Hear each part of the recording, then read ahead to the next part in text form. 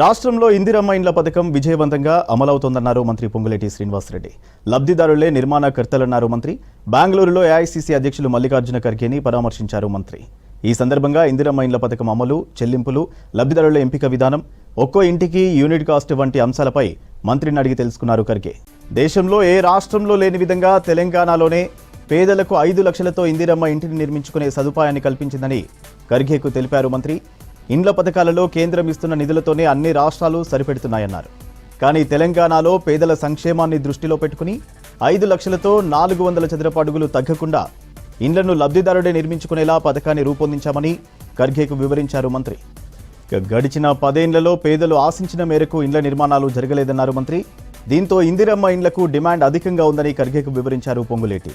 దీనిని దృష్టిలో పెట్టుకుని ఈ ఏడాది 22,500 కోట్లతో నియోజకవర్గాన్ని 3,500 ఇండ్ల చొప్పున 4 లక్షల ఇండ్లను నిర్మించాలని లక్ష్యంగా పెట్టుకున్నామని ఖర్గేకు తెలిపారు పొంగులేటి శ్రీనివాసరెడ్డి.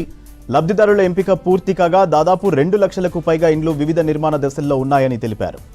గత నెలలో సీఎం రేవంత్ రెడ్డి ఇందిరమ్మ ఇండ్ల గృహ ప్రవేశాలకు స్వయంగా హాజరయ్యారని మల్లికార్జున ఖర్గేకు వివరించారు మంత్రి పొంగులేటి. ఇంటి నిర్మాణ దశలను బట్టి లబ్ధిదారులకు ప్రతి సోమవారం నేరుగా వారి బ్యాంకు ఖాతాల్లో నిధులను జమ చేస్తున్నామని ఖర్గేకు వివరించారు మంత్రి పొంగులేటి. రాజకీయాలకు అతీతంగా లబ్ధిదారుల ఎంపికలో పారదర్శకంగా వ్యవహరిస్తున్నామన్నారు. పేదరికమే అర్హతగా ఇండ్లను మంజూరు చేస్తున్నామన్నారు మంత్రి.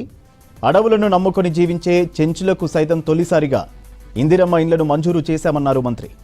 ఇందిరమ్మ ఇండ్ల పథకంలో ఎటువంటి అవినీతి అక్రమాలు చోటు చేసుకోకుండా ఎప్పటికప్పుడు సమస్యలను పరిష్కరించేందుకు ప్రత్యేకంగా కాల్ సెంటర్ను ఏర్పాటు చేశామని ఖర్గేకు వివరించారు పొంగులేటి. కాల్ సెంటర్కు వచ్చే ఫిర్యాదులపై 24 గంటల్లోనే చర్యలు తీసుకుంటున్నామని తెలిపారు మంత్రి.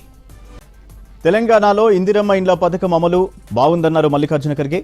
ఇదే విధంగా ముందుకు సాగాలని మంత్రి పొంగులేటిని అభినందించారు ఖర్గే.